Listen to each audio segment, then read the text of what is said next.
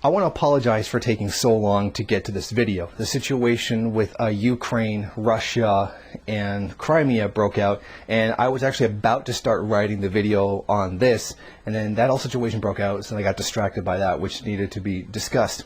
So now let me go back and deal with Stefan Molyneux's video, The Truth About Karl Marx. The irony, of course, being that the word truth is in the title of the video.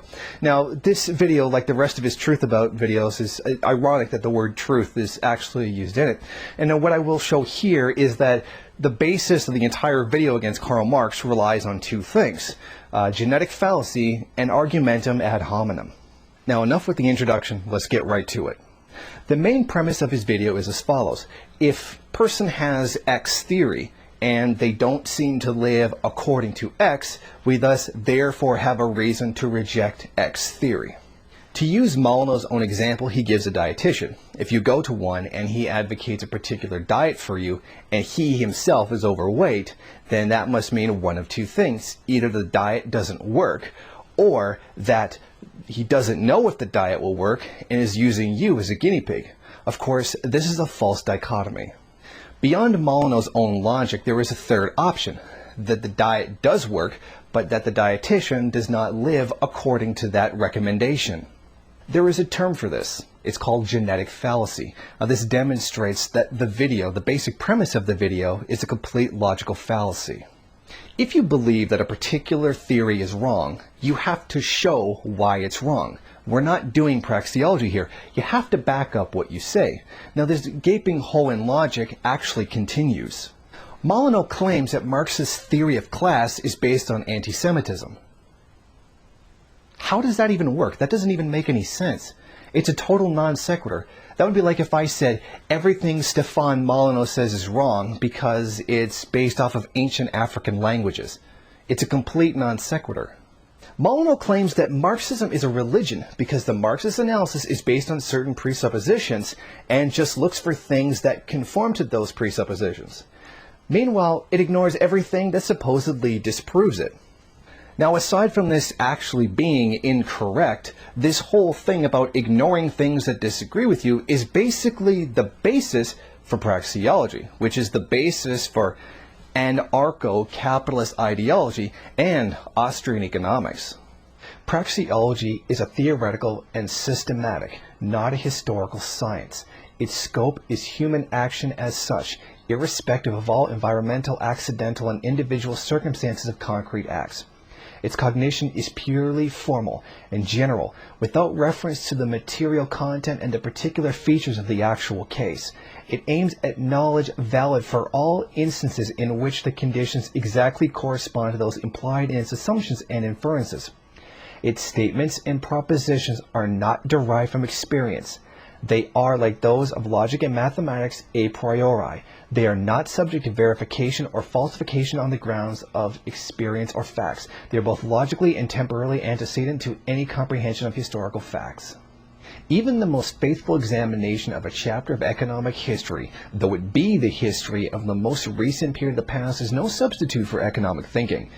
Economics, like logic and mathematics, is a display of abstract reasoning. Economics can never be experimental and empirical.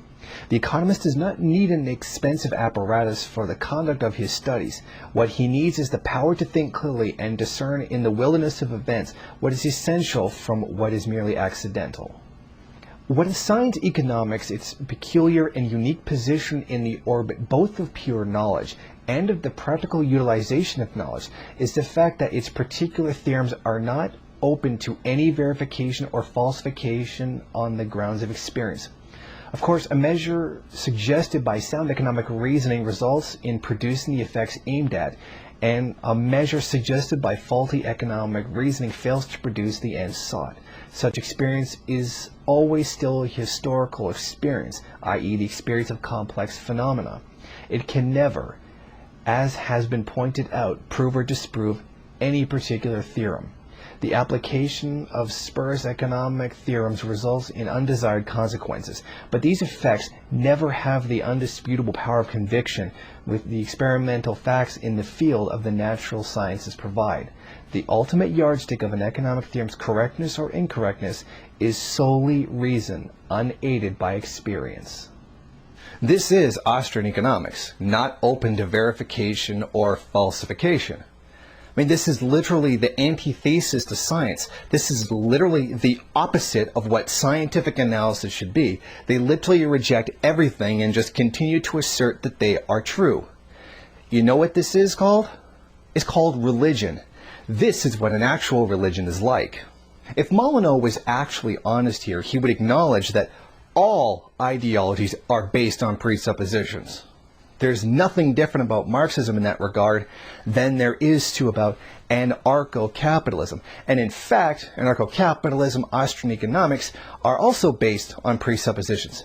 Completely hilarious ones that cannot make a claim to basically anything whatsoever and are held as absolute literal truths. Another strange argument that Molyneux makes is that Marx was wrong because he himself was bad with managing money, so therefore the entire economic theory he developed is also therefore wrong. That's a complete non sequitur. It's once again refusing to refute the ideology itself.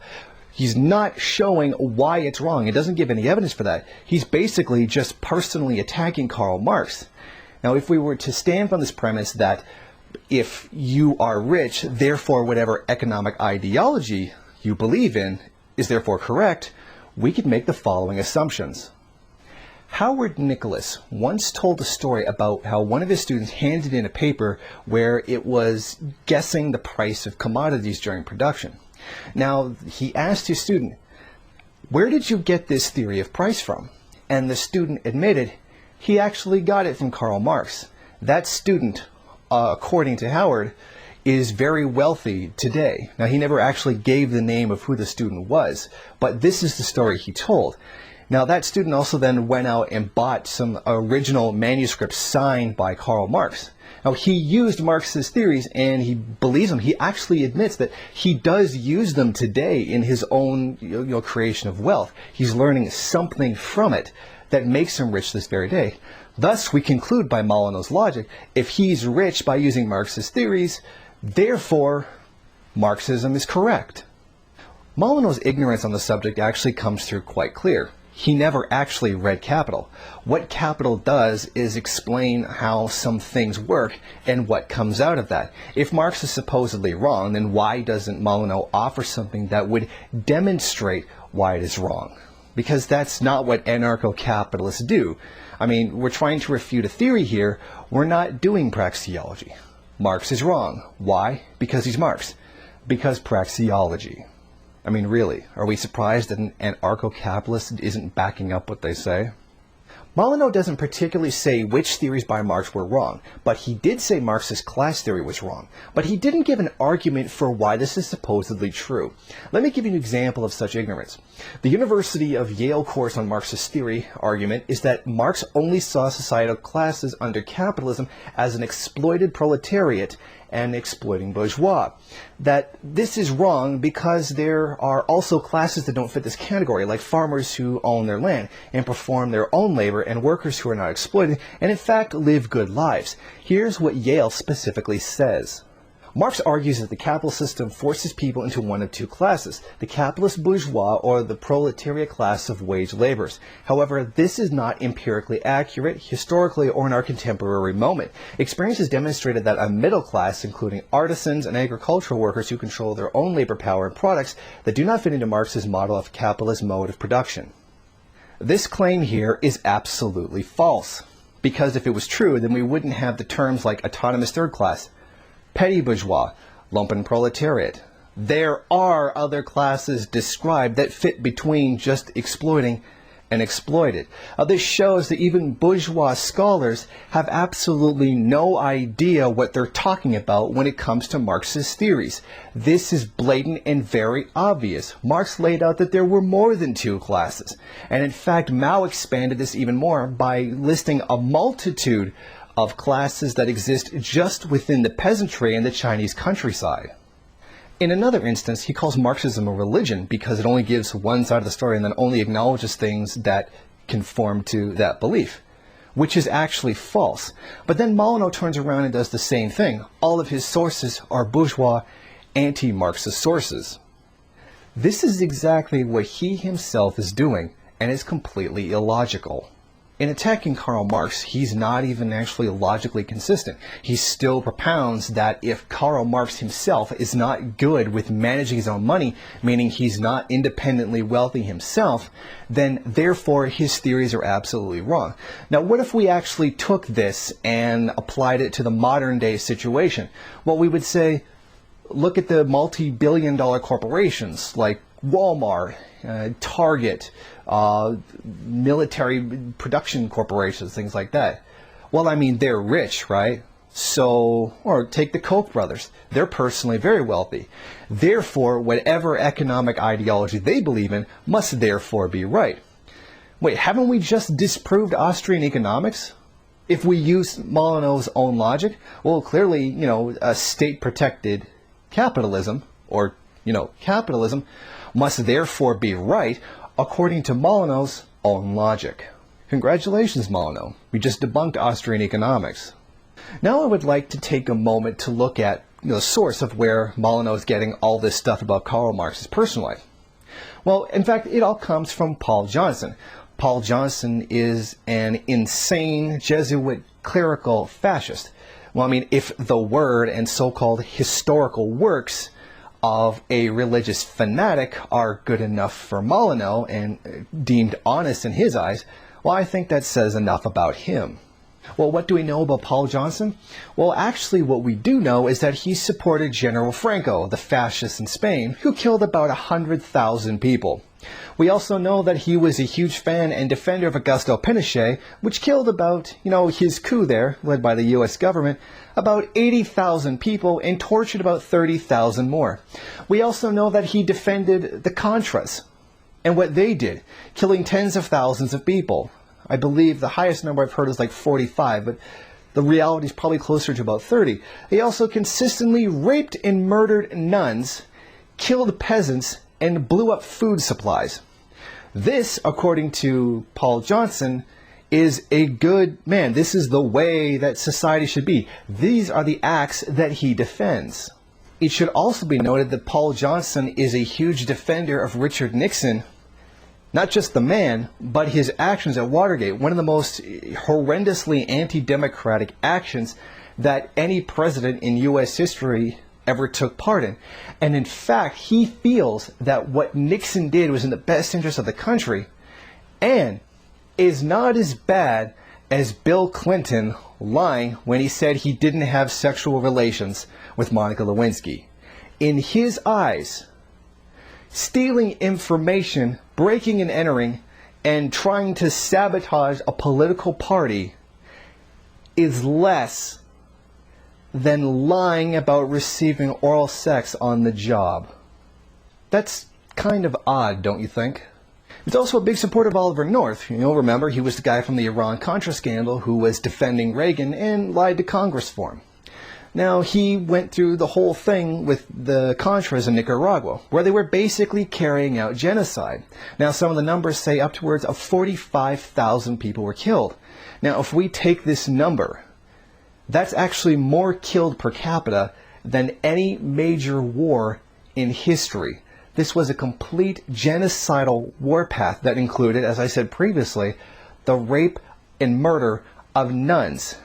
This is the kind of person Paul Johnson is. This is the kind of legitimate source that Molyneux likes to use.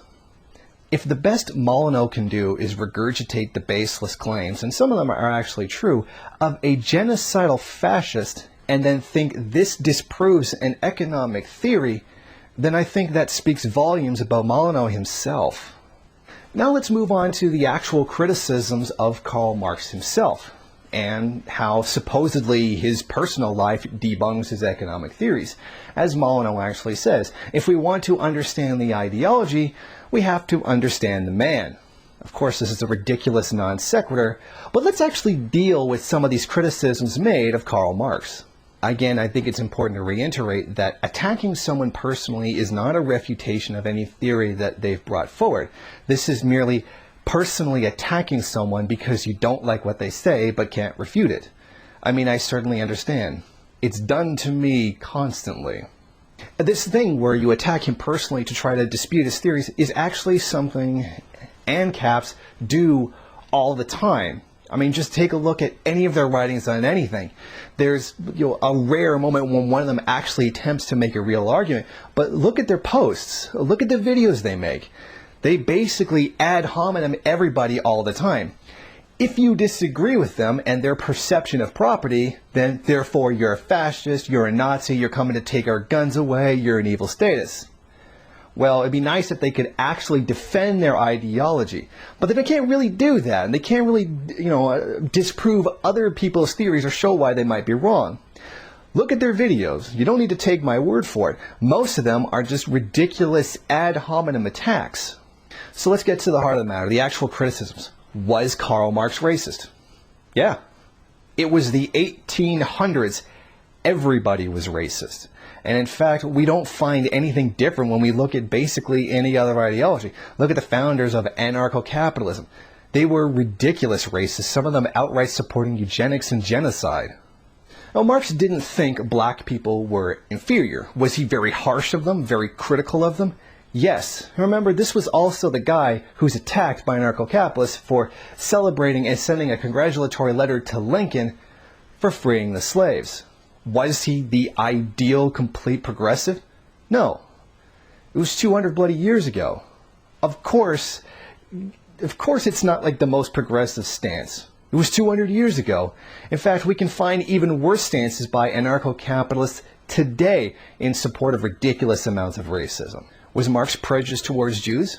Actually, you could make a pretty good argument in favor of that. But I think it'd also be important to note that Marx was Jewish himself, and that the Jews he attacked were bankers, and that there's a historic link between being Jewish and being bankers. What with, that whole period where Jews weren't allowed into regular jobs and they were allowed to go into banking because it was considered a despicable and a dishonorable profession. So they all went that one, and that one ended up having all the power. Well, he was highly critical of bankers. Well, Marxists in general are very critical of bankers. Was Marx pretty prejudiced in that regard? Yeah, he kind of was. What does it matter? Really, pretty much the entire world was anti-Semitic. Yet this fact that Marx hated bankers is generally overlooked in order to remove any kind of context that could be placed on his actions. Now, one famous incident of anti-Semitism that people like to point to is when, in a private letter from Karl Marx to Friedrich Engels, he called Lassalle a Jewish N-word. Now, this was them making fun of somebody they didn't like in a personal letter. This was obviously not a theoretical work. This was not something they put forward as theory that people should follow. They were just bashing on someone that they don't like. However, I would like to point out the selective memory nature of ANCAPs, in general anti-communists. Well, one of the things Marx hated them for was, well, Lassalle was stupid.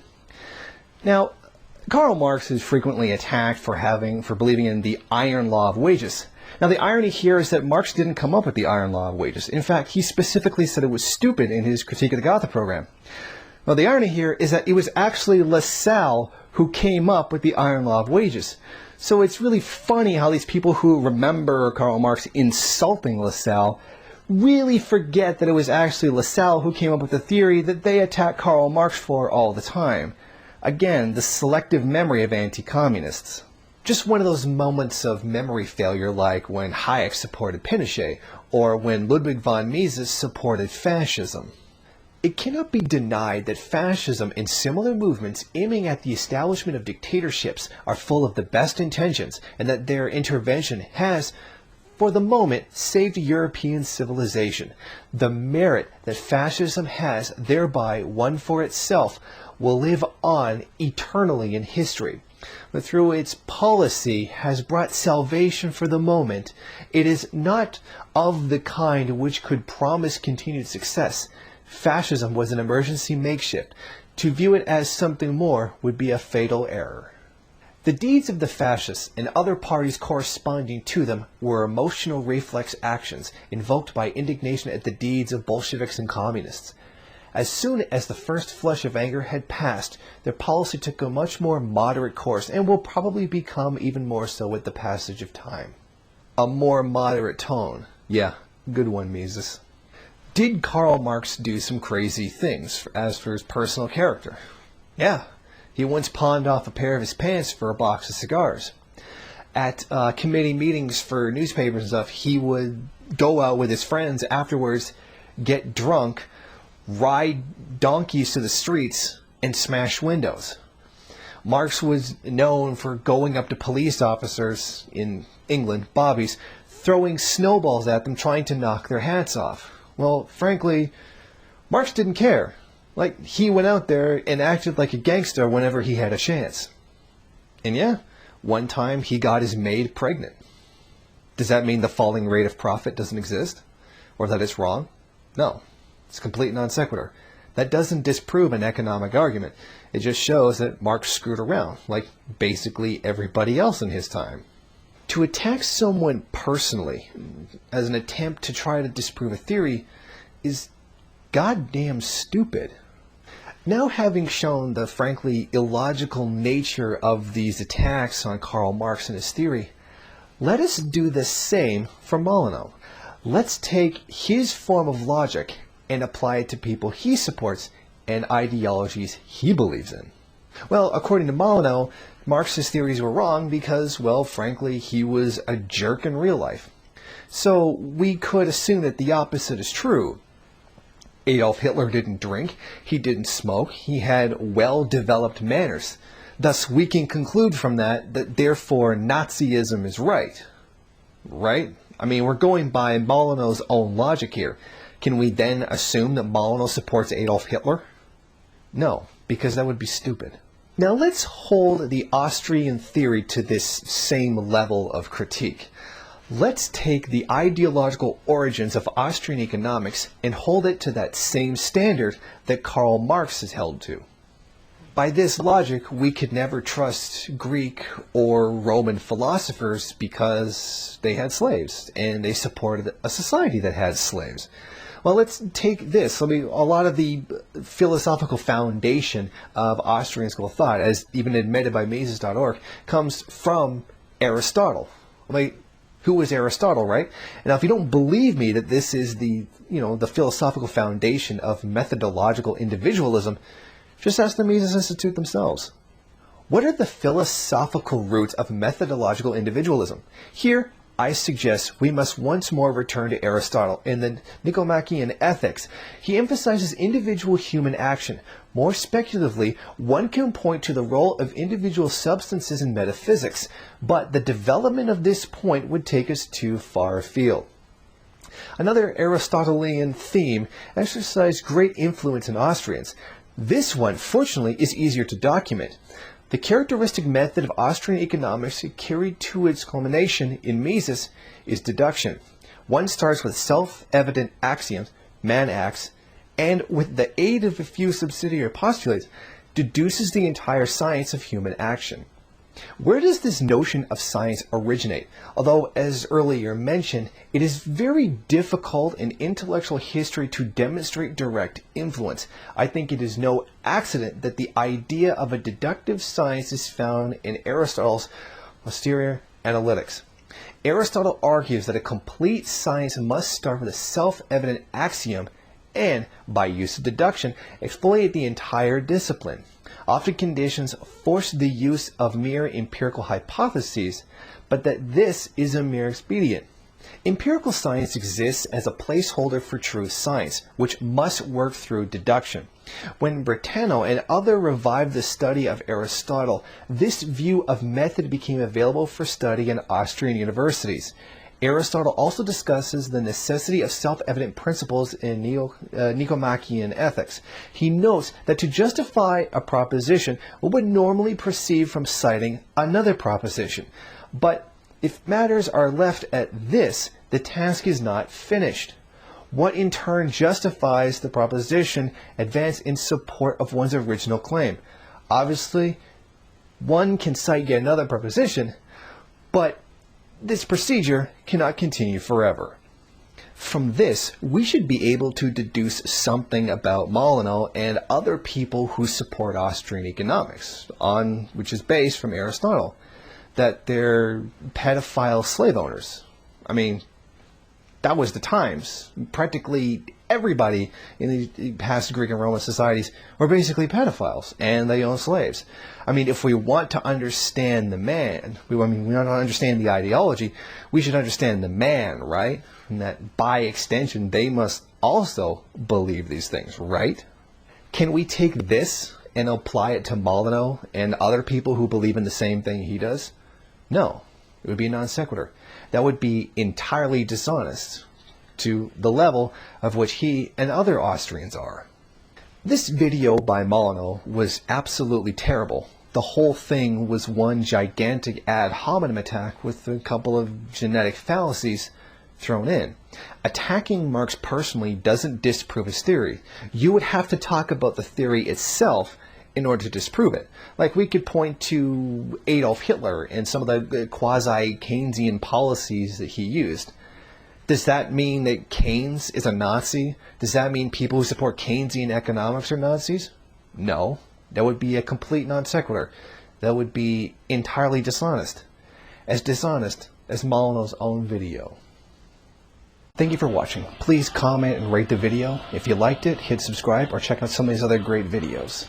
If you wish, share it on social media. While you're at it, why don't you follow me on Twitter? And if you got time, go on over to the MRN bookstore and check out some of the latest books available.